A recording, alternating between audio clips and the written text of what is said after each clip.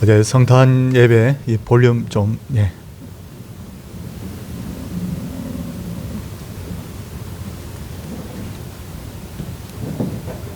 어제 성탄 예배 또 잘 들으시고 이어서 오늘 주일 예배까지 이렇게 나오신 우리 성도님들을 우리 주님의 이름으로 환영합니다. 옆에 분들과 인사하겠습니다. 반갑습니다. 볼륨 좀 올려주십시오. 이제 묵상 기도함으로 하나님께 주일 오전 예배를 드리도록 하겠습니다. 볼륨 좀 올려주십시오.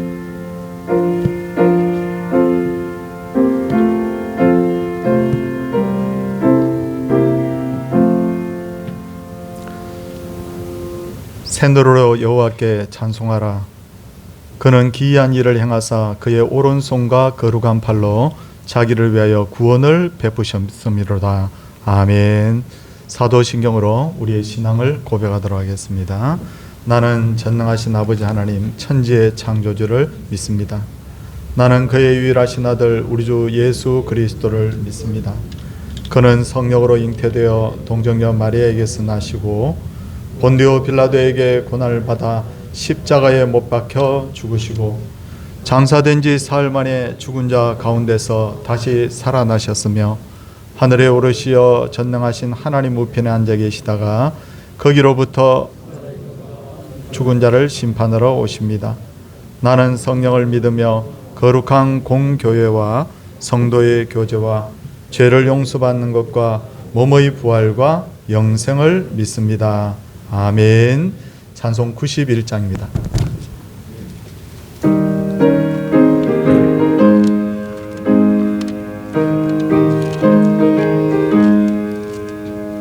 슬픈 마음 있는 사람 예수 이름 믿으면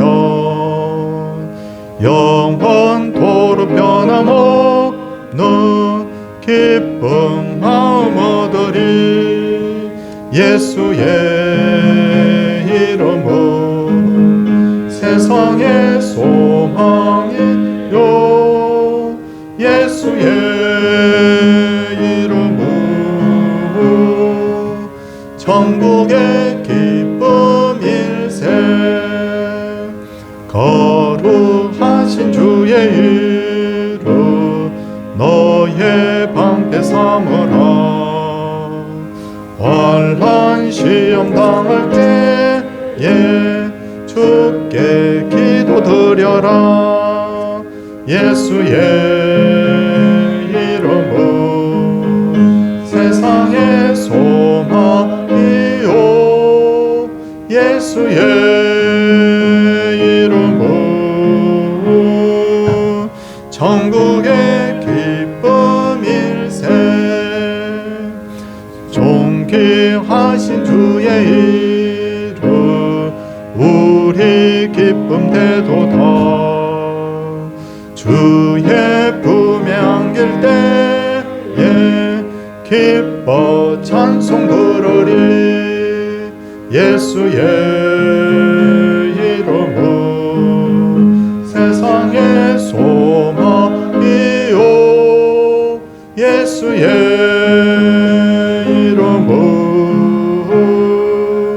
천국의 기쁨일세. 우리 갈 길 다 간 후에 보좌 앞에 나아가 왕의 왕께 경배하며 멸류관을 드리리. 예수의 이름은 세상의 소망이요 예수의 이름은 천국의 기쁨일세.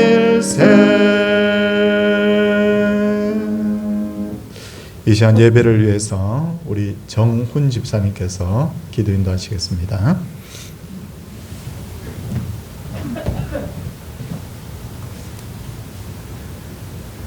사랑과 은혜가 충만하시고 참 좋으신 아버지 하나님, 올 한 해에도 이 험악한 세상에서 저를 지켜주시고 보호해주시고 오늘 마지막 주일을 맞아요 아버지에게 예배드리도록 저를 인도하여 주시니 감사드립니다. 찬양과 경배를 들으니 기쁘게 받아 주시옵소서. 아버지 하나님, 먼저 저희를 지난 날을 되돌아봅니다. 입술로는 하나님의 영광을 위해서 산다면서도 실제 삶에 있어서는 저희들의 영광을 위해서 살았고, 입술로는 예수님의 삶을 따라 산다면서도 실제 있어서는 세상의 이익과 욕심을 쫓아 살았음을 아버지한테 자복하고 회개합나이다. 개가 토해낸 토사물을 다시 먹듯이 이 죄를 반복하고 살았음을 아버지한테 자복하고 회개합나이다. 이러한 죄들 꾸짖지 마시고 불쌍히 여겨주시기 바라며 이 시간 이후로는 하나님의 자녀로서 바르게 살게 하여 주옵소서. 아버지 하나님, 그리고 또 그 무엇보다도 이 나라와 이 민족을 위하여 기도드립니다. 아버지 은혜로 지금처럼 이 나라가 평화롭게 하시고 부강하게 하시네 감사드립니다. 그럼에도 불구하고 많은 백성이 악화해서 아버지 은혜를 잃고 살고 있으며, 저 불의한 자들이, 저 불법한 자들이 이 나라를 다스리겠다고 경쟁하고 있습니다. 빈부격차 겨우 커지고 있으며 코로나가 장기화로 인하여 민심이 흥행하여지고 있습니다. 아버지 하나님, 이럴 때 우리 한국교회가, 서울 동산교회가 이 땅의 빛과 소금으로서 역할을 다하기 원합니다. 이 땅이 변할 수 있도록 노력하기를 원합니다. 아버지께서 이 땅에 이 교회를 세우신 목적을 제대로 이룰 수 있도록 하게 하여 주옵소서. 또한 여기에 쓰시고 있는 우리 목사님을 비롯한 교육자님들 지혜와 명철을 주시고 깊은 통찰력과 섬기는 리더십으로서 이 공동체를 잘 이끌어가게 하여 주옵소서. 여기에 우리 모든 성도들도 다 같이 동참하길 원합니다. 항상 저를 정결케 해주시기 바라며 매일매일 말씀을 읽고 묵상함으로써 아버지의 그 기뻐하시고 선하시고 온전한 뜻이 무엇인지 분별할 수 있는 성숙한 성도들이 되게 하여 주옵소서. 또한 저희들 직장에 있거나 가정에 있거나 교회에 있거나 어디서 무엇을 하든지 온갖 거짓된 것을 타파하시고 어둠에 거하지 않고 저 우는 사자와 같이 저희를 쓰러뜨리려고 하는 저 악마의 괴책에 넘어가지 않도록 항상 저희들 정신 바짝 차리게 하시고 하나님의 빛의 자녀로서 살게 하여 주시옵소서. 또한 이 헛된 이 세상, 짧고도 짧은 이 인생에 저희들 집착지 않도록 하시고 세상에서 주는 어떤 즐거움이나 쾌락에 미혹되지 않도록 하시고 아버지 말씀을 지키고 삶으로써 여기에서 오는 기쁨이 즐거움이 물론 세상 사람들이 보기에는 어리석어 보이고 세상 삶에 있어서 손해볼 수 있지만 이것이야말로 참 즐거움이며 참 기쁨이며 참 행복임을 저희들 잊지 않도록 하게 하여 주옵소서. 아버지 하나님, 또한 저희들 너무나 연약하다 보니 아픈 성도 있습니다. 육체적으로나 정신적으로 아픈 성도 있습니다. 잠 못 이루는 성도 있습니다. 아버지 하나님, 치료하시고 회복시켜 주시옵소서. 이 아픔이 깨끗하게 사라지게 하시기 바라며 이 고통이 고통의 자리로 끝나는 게 아니라 아버지께 더욱 다가가는 복의 자리로 변환시켜 주시기 바라며 또한 회복되어서 이 자리에 나와서 아버지를 찬양하고 경배함으로써 우리 모두의 기쁨이 되게 하여 주옵소서. 아버지 하나님, 그리고 또한 저희들이 이 땅에 사는 동안 많은 노력하는 바가 있고 소원이 있사옵나이다. 아버지 하나님이여, 이 노력하는 바들이 헛되이 되지 않도록 하게 하시기 바라며 또한 이 소원들이 만에 하나 아버지 뜻에 맞지 않는 잘못된 구함이라면 바르게 구할 수 있도록 변환시켜 주시옵소서. 아버지 하나님, 그리고 지금 우리 젊은 청년들을 위해서 기도드립니다. 이 나라의 미래이며 이 기독교의 중심이 될 젊은 청년들, 이들의 앞날을 예비하여 주시기 바라며 그리고 만에 하나 이들이 젊다 보니 겪을 수 있는 어떤 실수나 잘못된 길로 가지 않도록 성령의 북한에서 꼭 지켜주시옵소서. 오늘 또 이 자리에 이 전국에서 많이 예배드리고 있을 미자립교회 눈물을 닦아주시기 바라며 저 북녘 땅에 있는 우리 믿음의 형제들 지켜주시기 바라며 아버지 말씀을 들고 저 오제 이방 나라에 나가 있는 선교사님들 동행하여 지켜주시기 바라며 또한 우리들도 이 자리에 예배드리는 저희들도 주의를 줄답게 보내게 해주시기 바라며 먼저 믿은 사람으로서 세상에 본이 되게 해주시고 선으로 악을 이기고 뱀과 같은 지혜와 비둘기 같은 순결한 마음으로 세상 영적 싸움에서 승리하게 해주시기 바라며 그리고 그 무엇보다도 이 예배 아버지의 홀로 영광받기 원하며 이 모든 것을 예수님 이름으로 기도드렸사옵나이다. 아멘.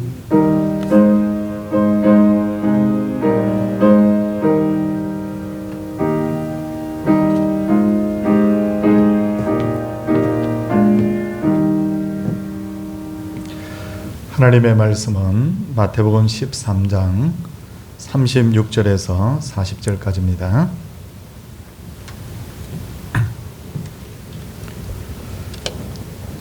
이에 예수께서 무리를 떠나사 집에 들어가시니 제자들이 나와 이르되 밭의 가라지의 비유를 우리에게 설명하여 주소서. 대답하여 이르시되 좋은 씨를 뿌리는 이는 인자요 밭은 세상이요 좋은 씨는 천국의 아들들이요 가라지는 악한 자의 아들들이요 가라지를 뿌린 원수는 마귀요 주숫대는 세상 끝이요 주숫꾼은 천사들이니 그런즉 가라지를 거두어 불에 사르는 것 같이 세상 끝에도 그러하리라. 아멘. 호산나 찬양대가 하나님께 찬양을 드리도록 하겠습니다.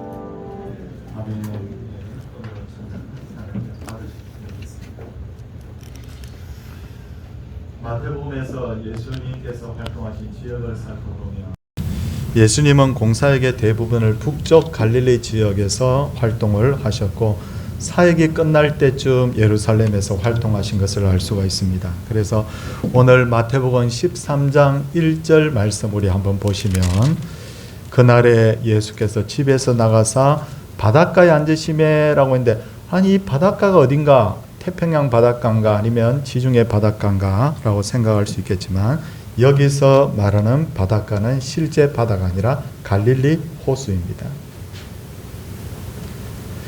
예수님께서 바닷가에서 말씀을 전하려고 하자 큰 무리가 모여들었죠. 그때 예수님께서는 마태복음 13장 3절을 보시면 예수께서 비유로 여러 가지를 그들에게 말씀하여 이르시되 라고 했는데 그렇다면 비유가 뭐냐? 비유는 하나님의 나라에 대한 진리를 이 세상의 이야기와 언어를 통해서 설명한 것 혹은 잘 알려지지 않은 것을 잘 알려진 것을 빗대어서 설명하는 것을 말하는데 이해하기 쉽고 재미있고 그리고 오래 기억할 수 있는 장점이 있습니다. 그리고 예수님께서 비유를 말씀하신 이유를 친히 밝히셨는데 첫째는 드러내기 위해서이죠. 이 세상 사람들은 눈에 보이는 것, 손에 만질 수 있는 것, 느낄 수 있는 것에만 관심을 가지지 눈에 보이지 않는 영적 세계에 대해서는 좀처럼 이해를 하지 못합니다.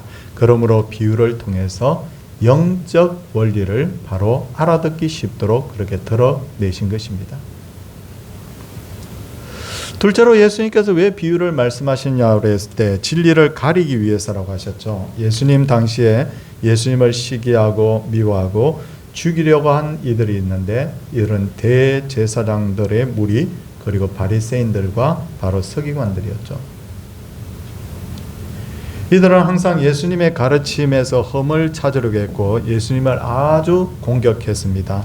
그리고 이들은 항상 하나님의 말씀을 잘 아는 척 하면서도 아주 인수격으로, 다시 말해서 자기에게 이익이 되는 쪽으로 하나님의 그 말씀을 악용을 했습니다. 예수님은 이런 자들이 하나님의 말씀을 알기를 원치 않으셨죠. 그래서 들을 귀 있는 자들은 들으라고 하시면서 비유를 통해서 하나님의 말씀을 바로 가렸습니다. 왜냐하면 대제사장 바리새인들 이 서기관들이 하나님의 말씀을 깨달으면 결국은 네 하고 순종하는 것이 아니라 그 말씀을 또 악용할 우려가 있었기 때문이죠. 그렇다면 예수님께서 말씀하신 비유는 어떻게 해석을 해야 될까요? 비유 해석의 원리가 있습니다. 잘 한번 들어보십시오. 첫째는 멀리 내다봐야 되죠. 하나님의 나라와 짝을 이루어서 이 비유를 해석을 해야 된다는 거예요. 두 번째 비유 해석의 원리는 뭐냐면 비유의 배경을 살펴야 됩니다. 어떤 시대적 배경이 있는가, 환경적 배경은 무언가, 문화적 배경은 무언가라는 것을 분명히 살펴야 되고, 셋째는 성경의 문맥을 따라서 해석을 해야 된다는 거예요. 근데 이단들의 가장 큰 단점이 뭐냐면 성경의 배경과 문맥을 무시하고 그냥 그 한 가지 그 말씀만 딱 붙들고 자기들 유리한 쪽으로 바로 성경을 해석을 한다는 거예요. 이단들의 그 논리를 제가 여러 번 이렇게 책을 통해서 확인을 해보니까 정말 말도 안 되게 성경을 해석을 하고 있더라고요. 넷째는 교리적으로, 아니 다시 말해서 성경 전체의 흐름과 맞게 해석을 해야 됩니다. 그래서 예수님께서는 비유의 참 뜻을 이렇게 이 원리를 따라서 할 때 바로 우리가 제대로 이해할 수 있다는 것을 여러 번 간접적으로 시사를 하셨죠. 그런 의미에서 오늘 마태복음 13장에서 예수님이 말씀하신 알곡과 가라지의 비유와 천국의 비유에 대해서 말씀을 드리도록 하겠는데, 첫째로 우리가 꼭 알아야 될 것은 농사를 지어보시면 아시겠지만 알곡과 가라지는 같은 장소, 같은 밭에서 자란다는 거죠. 이 세상에도 가만히 살펴보면 알곡과 가라지가 함께 자라고 있습니다. 세상에는 영에 속한 사람도 있고 육에 속한 사람도 있고, 그런데 더 놀라운 것은 교회 안에도 알곡과 가라지가 있다. 제가 이 말씀을 드리면 목사님 우리 교회는 가라지가 누굽니까? 목사님이 생각하는 가라지는 어디에 있단 말입니까? 아니 교회 안에 무슨 가라지가 있어요? 라고 그렇게 말씀을 할 우려가 있는데, 그런데 실제 교회 안에도 가라지가 있을 수 있어요. 제가 이렇게 감히 말씀드린 이유가 뭐냐면 예수님의 12 제자 중에도 누가 있었죠? 가룟 유다라는 가라지 있었어요. 맞죠? 그리고 초대교회에도 바로 아나니아와 삽비라 부부라는 바로 가라지가 있었지 않습니까? 그리고 역사적으로 봐도 이단들은 대부분 다 교회 안에서 생겼죠. 요한일서 2장 19절 말씀을 보니까 그들이 우리에게서 나갔으며 우리에게 속하지 아니하였나니, 바로 이단들도 교회 안에서 나갔다는 거예요. 그뿐 아니라 또 하나 우리가 주목해야 될 것은 나의 마음 속에서도 알곡 마음이 있고 가라지 마음이 있어요. 어떤 때는 알곡 마음 됐다가 어떤 때는 가라지 마음이 되는데, 알곡의 마음은 성령의 지배를 받고 가라지의 마음은 육체의 소욕을 따르며 마귀 사탄의 지배를 받게 되어 있습니다. 그래서 이 두 가지 마음이 우리 마음속에서 계속해서 끊임없이 싸우게 되는데, 로마서 7장을 보니까 바울 사도도 이렇게 고백합니다. 내 속사람으로는 하나님의 법을 즐거워하되 내 지체 속에 다른 한 법이 내 마음의 법과 싸워 내 지체 속에 있는 죄의 법으로 나를 사로잡는 것을 보는도다. 그러니까 바울 사도조차도 자기의 마음속에 하나님의 법을 따르고자 하는 마음과 악한 그 마음이 함께 늘 이렇게 싸우고 있다. 그래서 오라 나는 공고한 자로다 라고 하면서 그가 이렇게 탄식하는 것을 볼 수가 있어요. 그러기에 우리는 늘 영적 전쟁의 한가운데 있는 거예요. 세상도 알곡과 가라지가 있고, 교회 안에도 알곡과 가라지가 있고, 또 내 마음속에도 알곡과 가라지가 있다. 그래서 에베소서 6장을 보니까 우리가 영적 무장을 하라, 영적 정신 갑주를 입어라, 그렇게 말씀을 하고 있지 않습니까? 그런데도 불구하고 하나님께서는 아이고 가라지 싹 뽑아버리면 좋겠는데 알곡과 가라지를 빨리 속히 가려내지 않습니다. 가라지를 뽑으려다가 알곡까지 뽑을 위험이 있기 때문이에요. 가라지는 확실히 자라기 전까지는 저게 알곡인지 저게 가라지인지 쉽게 구분이 되지 않기 때문에 자랄 때까지 기다리는 거예요. 때로 가라지는 알곡의 성장에 근데 도움이 되기도 합니다. 청어를 저기 운반할 때 작은 상어나 메기를 몇 마리 넣어놓으면 아주 먼 거리를 청어를 이동시키는데도 불구하고 청어가 상하거나 병들거나 잘 죽지 않는다고 그러잖아요. 그리고 또 잡초가 있는 밭에 자란 나무가 더 튼튼합니다. 일본에서 농약을 전혀 안 치고 100% 자연농법으로 사과나무를 재배한 사람에 대한 제가 책을 읽었는데 엄청 그 책을 보니까 감동이 되더라고요. 실제 농부들의 이야기를 들어보면 농약을 전혀 쓰지 않으면 이 열매가 너무 작거나 혹은 상품성이 없어가지고 이걸 내놓을 수가 없다고 그러는데, 이 사람은 가능하다고 그렇게 생각을 하고 끊임없이 자연농법을 썼는데 나중에 수년 동안 결국 성공을 했는데 보니까 그 자기가 재배한 나무는 태풍이 불어도 열매가 떨어지지 않을 정도로 그렇게 열매가 튼튼하더라는 거예요. 잡초밭에서 오히려 자란 나무가 더 튼튼하더라는 거예요. 가라지의 특징이 있습니다. 가라지의 특징, 성령의 인도를 받지 않아요. 두 번째, 죄를 미워하지 않습니다. 진실된 회개가 없습니다. 이 세상을 천국보다 더 좋아하고 사랑하고 자기 중심적이고 굉장히 교만할 뿐만 아니라 외식하기를 좋아하고 하나님 중심이 아니라 사람 중심이고 자기의 힘으로 살 수 있다고 생각하기 때문에 하나님께 기도하지 않을 뿐만 아니라 하나님의 말씀에 대한 사모함도 없어요. 그리고 세상에는 또 혹은 교회에도 마찬가지 적용되겠지만 알곡 같은 가라지가 있는가 하면 가라지 같은 알곡도 있습니다.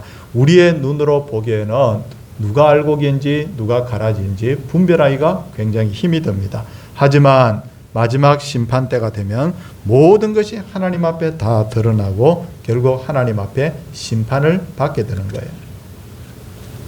성도님들, 성경을 가만히 보니까 가룟 유다는 어떤 인물인가 생각해 보니까 알곡 같은 가라지였다. 그는 3년간 예수님 따라다니면서 예수님 이래야 됩니다, 저래야 됩니다 막 이렇게 이야기하잖아요.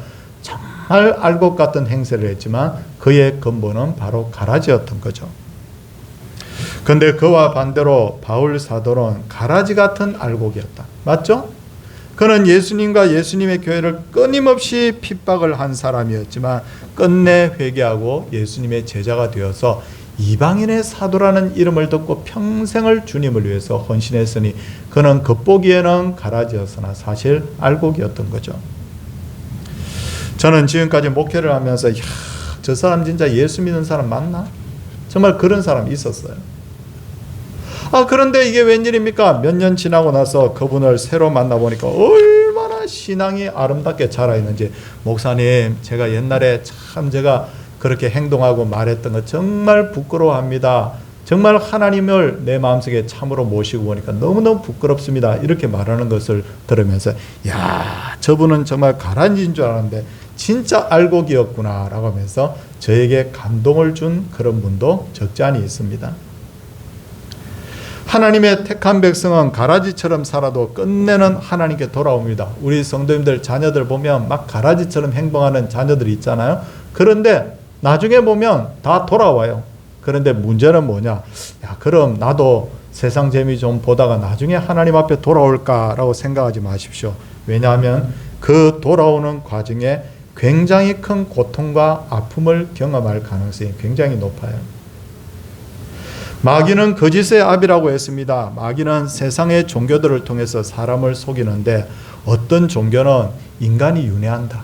태어나면 죽고 다시 죽고 나면 다시 태어나고 윤회한다. 그렇게 그것을 말하는 종교가 있어요.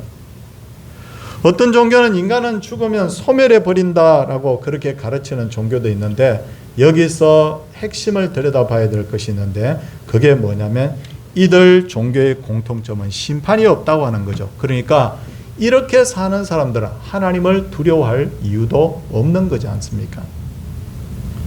심지어 어떤 이단은 하나님을 믿으면 무슨 짓을 해도 심판을 받지 않는다고 가르칩니다.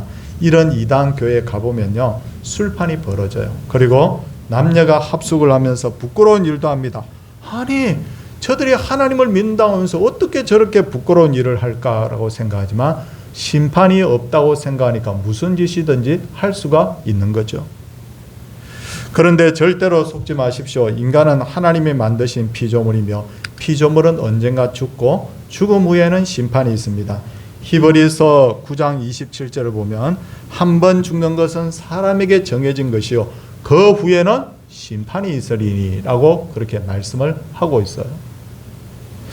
그리고 성도님들 오늘 성경 말씀 마태복음 13장 41절을 한번 우리 성도님들 한번 보시기 바랍니다.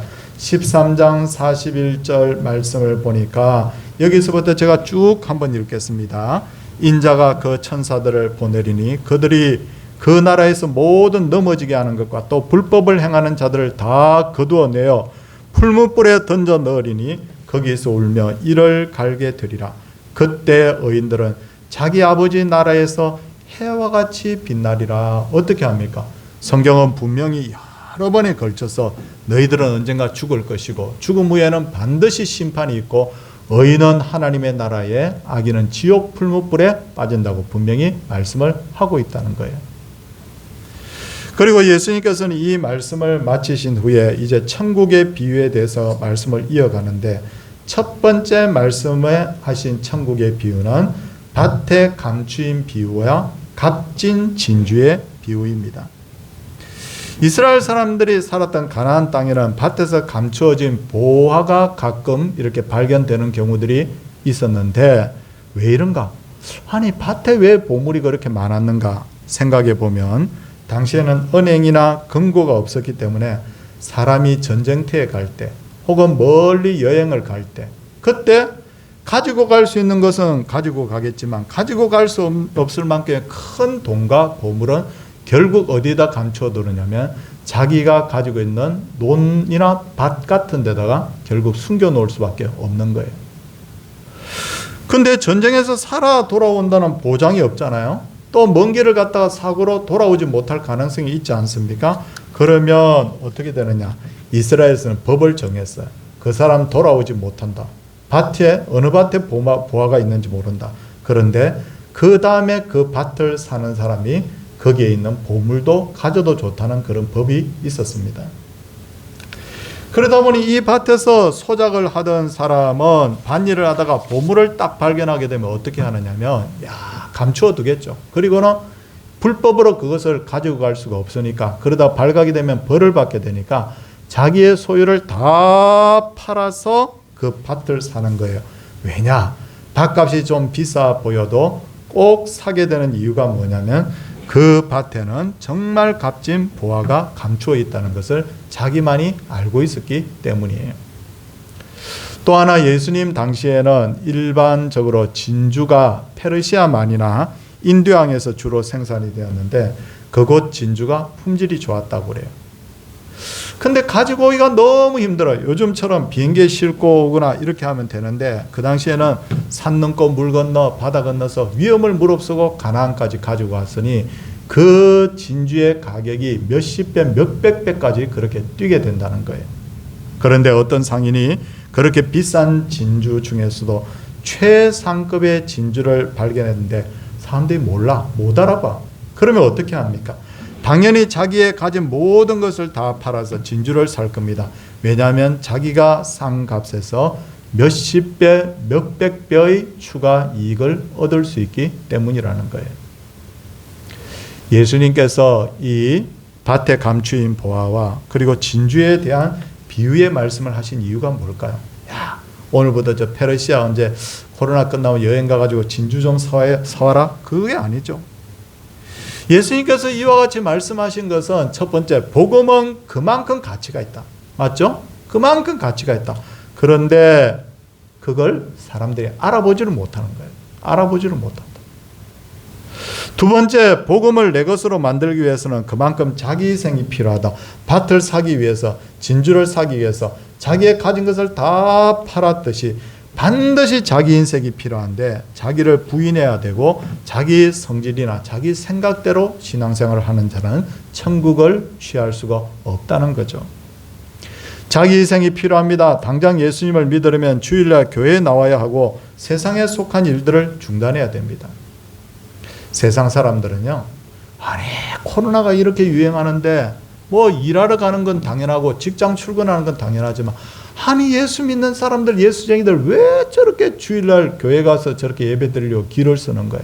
위험한데 말이야. 이해 못해요. 왜? 이 자체가 뭐냐면 밭에 감추인 보화이기 때문에 그런 거예요. 근데 우리는 포기가 안 돼. 왜냐하면 이게 얼마나 귀한 것인지를 알기 때문에 신앙을 포기한다는 것 자체는 뭐냐면 이 땅에 속한 것을 다 포기하는 것이 아니라 천국을 포기하고 영생을 포기하는 것과 같기 때문이잖아요. 성도님들, 초기 로마 시대나 지금 북한에서는 많은 그리스도인들이 신앙을 포기하지 않고 그러다가 감옥에 갇히기도 하고 또 목숨을 잃기도 합니다.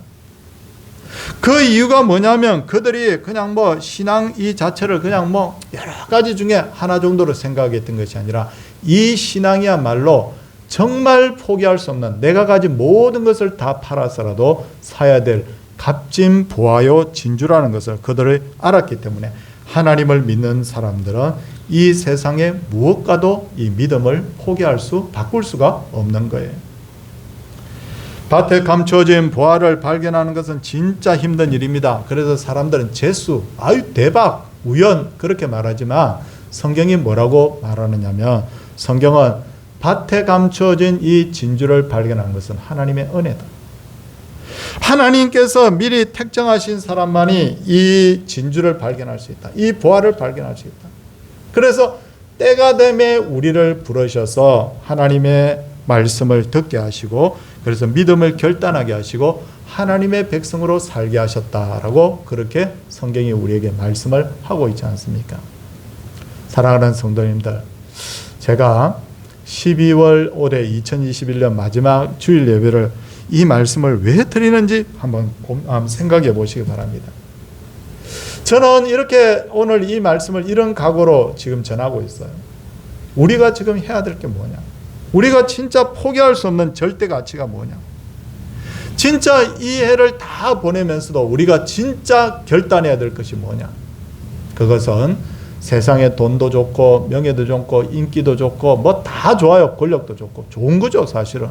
그런데 그것들과도 비교할 수 없는 진짜 보화, 진짜 진주가 뭐냐?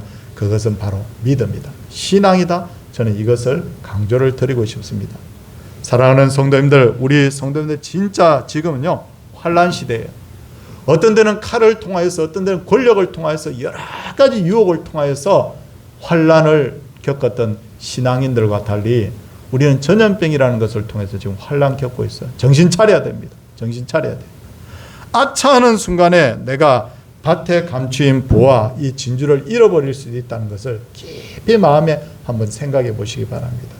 그래서 우리 성도님들 다시 한번 이 12월 마지막 주일에 우리 믿음을 향한 결단이 있기를 원합니다. 진짜 진주, 내가 이거 진짜 부활하고 생각하면 난 절대 포기 못해. 이 코로나보다 10배 100배 심한 전염병이 온다 하더라도 난 포기 못해. 이런 결단을 가지고 우리가 다시 한번 믿음에 굳게 서서 하나님이 우리에게 주신 이 부활을 정말 마음에 간직하고 하나님 앞에 나중에 천국을 얻고 칭찬받는 그런 귀한 하나님의 백성들 되기를 주님의 이름으로 축원을 드립니다. 우리 함께 찬송하도록 하겠습니다. 찬송은 204장입니다.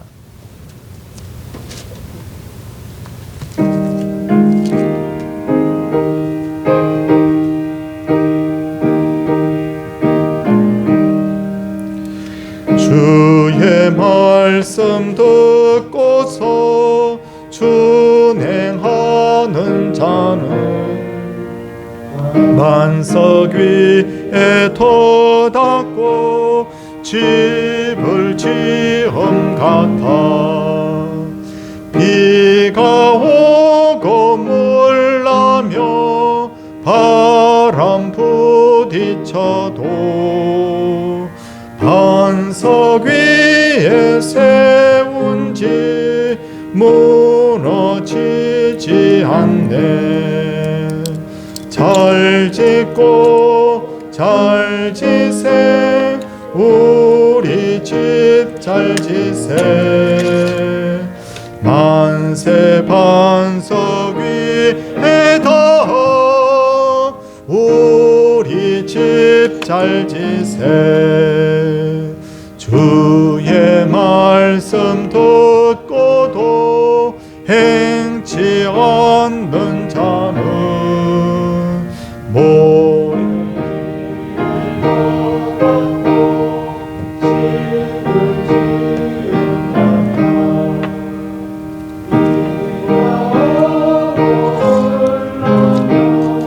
바람 부딪힐 때 모래 위에 세운 집 크게 무너지네. 잘 짓고 잘 지세 우리 집 잘 지세. 만세 반석 위에다 우리 집 잘 지세. 세상 모든 사람들 집을 짓는 자니 반석 위가 아니면 모래 위에 짓네. 우리 구주 오셔서 지원상을 줄 때 세운 공로 따라서 영영상 벌 주리. 잘 짓고 잘 지세 우리 집 잘 지세. 만세 반석 위에다 우리 집 잘 지세. 하나님 앞에 범사에 감사해서 예물 드렸고요. 또 범사에 감사합니다. 범사에 감사드립니다. 하나님 아버지 부족한 저에게 지혜와 건강과 힘을 주셔서 모든 일들을 감당케 하시고 한 걸음 한 걸음 걸어가게 하셔서 하루하루의 승리의 날이 되게 하옵소서라고 했고요. 예, 성탄 감사의 물 드린 분들 몇 분 이렇게 계시고 또 미리 송구영신 예배 예물 드린 분도 계십니다. 예, 하나님께서 받으셨을 줄 믿습니다. 축복 기도하겠습니다. 손을 모으시기 바랍니다. 하나님 아버지, 정말 세상에는 교회 속에는 알곡 같은 가라지도 있고 가라지 같은 알곡도 있는데 우리는 하나님 보시기에 어느 쪽인지를 자신의 신앙을 다시 한번 점검해 볼 수 있게 하여 주옵소서.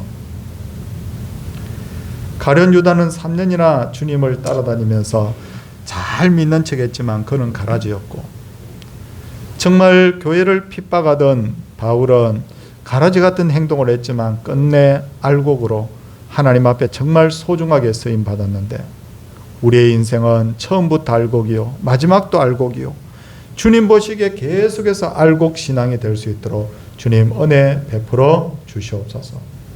주님, 우리는 밭에 값주인 보화를 발견한 사람입니다. 값지고 값진 최상급의 진주를 발견한 사람입니다. 자기의 가진 모든 것을 다 팔아 밭을 사고 진주를 샀던 사람들처럼 내가 주님을 위해서 지금 어떤 희생을 해야 되는지를 다시 한번 고민해 보게 하여 주옵소서. 성경은 말세가 되면 여러 가지 재앙에 대해서 말씀을 하고 있습니다. 전염병의 재앙도 있고, 기근, 경제적 재앙, 그리고 전쟁의 재앙, 자연재해의 재앙 등 여러 가지를 분명히 경고하고 있는데, 우리는 그 재앙들 중에 전염병의 재앙을 지금 당하고 있습니다.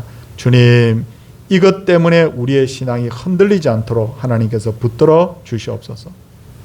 지금 흔들리면 앞으로 남은 여러 가지 재앙들이 더해지는 그 순간에는 우리가 주님 손을 놓아버릴까 심히 두렵사오니, 나는 죽으면 죽었지 주님 손 닿지 않겠다. 어떤 일이 있더라도 다 포기하더라도 신앙만큼은 포기할 수 없다는 그런 진지한 결단과 고민이 우리 속에 있게 하여 주시옵소서.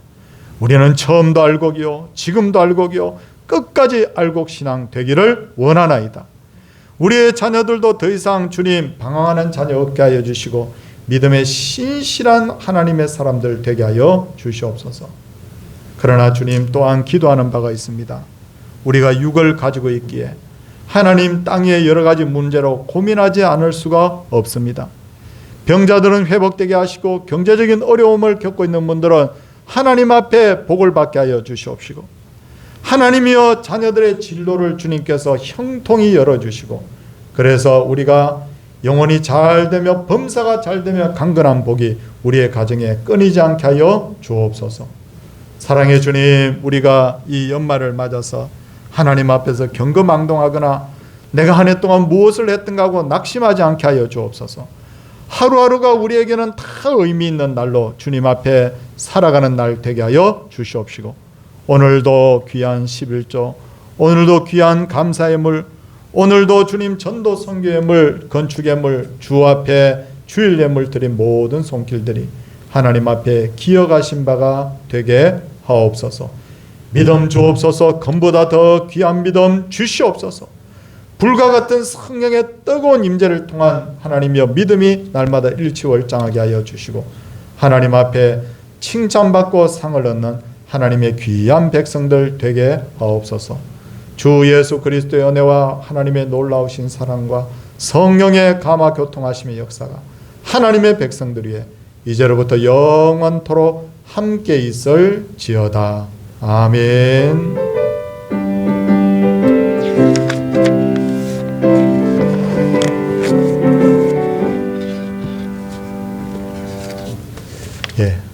광고를 드리도록 하겠습니다.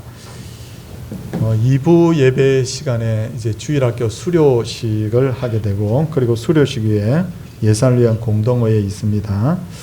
그리고 어제 우리 성탄 감사 예배 드렸는데 사실 평소보다는 좀 많이 참석을 못했지만 작년보다는 또 훨씬 나았어요. 그래서 비교적 자리가 많이 채워졌는데, 하나님 앞에 드릴 수 있는 최상의 것이 뭐냐? 그것은 예배가 아닐까요? 그래서 우리 어제 너무너무 함께 하신 분들, 또 어쩔 수 없이 가정에서 영상으로 예배 드리신 분들 감사를 드립니다. 이번 금요일 날 송구영신 예배 있습니다. 어떤 교회에서는 밤 11시, 12시 시간 딱 맞춰서 예배 드리는 경우들이 있는데, 제가 주변의 목사님들께 그렇게 말씀드렸어요. 시간 그거 딱딱 맞추는 게 그게 의미 있는 거 아니지 않느냐. 어떻게 하면 성도들이 최대한 많이 나와서 하나님 앞에 예배할 것인가, 그게 더 중요하지 않는가라고 했을 때 많은 목사님들이 동의를 하시더라고요. 9시 반에 드리는 것은 지하철 대중교통이 끊어지기 전에 가정으로 돌아갈 수 있도록 우리가 그렇게 하기 위함입니다. 그러니까 최대한 많이 나오셔서 우리 하나님 앞에 또 어제처럼 그렇게 우리 예배하는 그런 귀한 날이 되기를 바라고요. 오실 때는 우리가 하나님 앞에 또 신년 예물을 드리는 것도 중요하지만 기도 카드를 오늘 한 장씩 다 넣어드렸잖아요. 그래서 저는 기도 카드, 제가 그동안 우리 성도님들이 내신 기도 카드 한 장도 버린 게 없습니다. 다 제 서재에 다 비치해두고 수시로 기도하고 하는데 기도 카드 꼭 작성해서 가지고 오시기를 부탁을 드리겠습니다. 다음 주일은 신년 감사 예배로 드립니다. 그리고 정년으로 이렇게 만 70세가 되면 목사를 비롯해서 모든 항존직 직분자들 다 은퇴를 하게 돼 있는데 우리 문필상 집사님, 나화경 이종옥 변인수 권사님은 만 70세 말인 이번 12월 31일부로 이제 은퇴를 하시게 됩니다. 이분들의 수고를 기억해 주시고 예식은 새로 직분자를 뽑았을 때 같이 예식을 하도록 그렇게 하겠습니다. 요람 가져가지 않은 분 요람 하나씩 가져가시고요. 우리 개인정보가 굉장히 신경이 쓰입니다. 그렇기 때문에 요람은 내가 꼭 한 부씩만 가져가시고 외부로 유출되지 않도록 해주시면 좋겠고요. 그리고 새 달력도 나왔는데 우리 새 달력도 한 분씩 가져가시고 또 필요하시다면 사무실에 있는 분들은 두 부를 가져가셔도 관계없겠습니다. 그리고 오늘 공동의회 후에 정기당회를 하도록 하겠습니다. 성도님들, 우리는 값진 보화를 발견한 사람이고 값진 진주를 발견한 사람이에요. 절대 우리 신앙에 있어서는 양보하지 마십시오. 우리 옆에 분들과 다시 한번 인사하도록 하겠습니다. 할렐루야!